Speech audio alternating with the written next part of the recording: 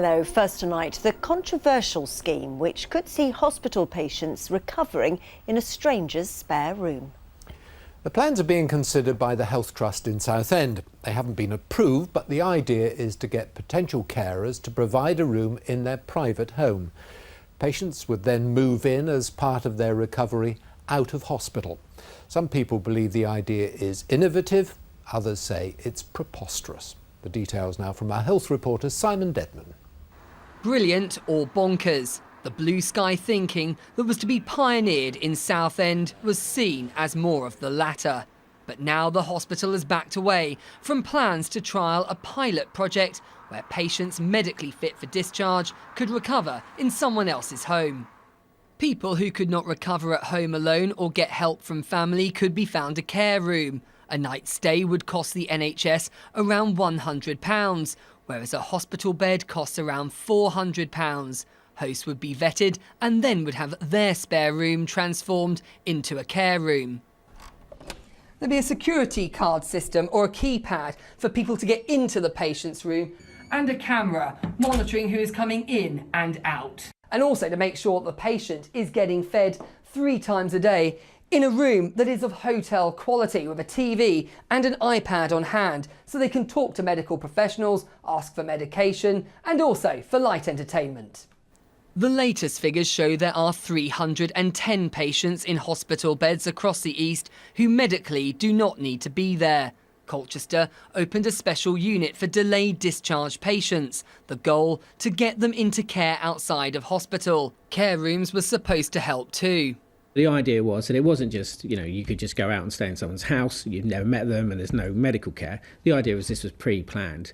And it may help because we know that people who stay in hospital for too long, they deteriorate, they don't eat, they don't sleep. So their actual experience of acute hospital gets even worse. But some politicians and public bodies are concerned about patient safety and that this is social care on the cheap.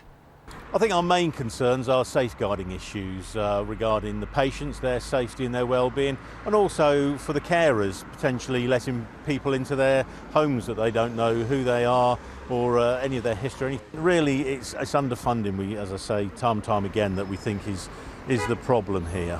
Some may see Southend saved from an idea that was going too far, but hospitals are still looking for a solution to the care crisis.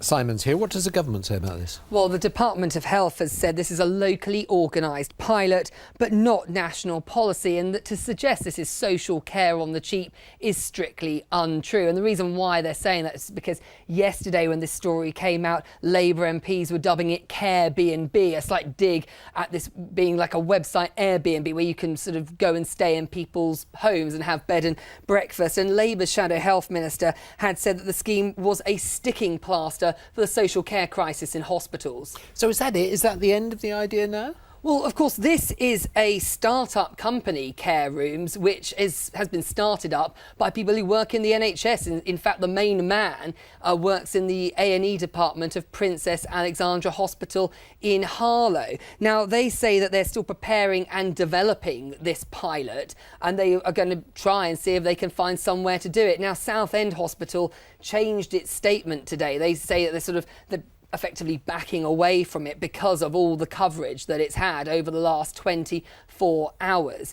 But what I've been told is they were seriously looking at green lighting this in the next 2 weeks, that they were leafleting people about it. But this was going to be a pilot project. We're talking about between 5 and 10 beds that was going to last over 3 months. And they weren't ideally looking for the likes of us, though they may have taken us if we'd been vetted. They were really looking for people who'd retired from the health profession and actually were looking to people who were used to caring for people and actually could help alleviate the care crisis. Simon, thank you very much.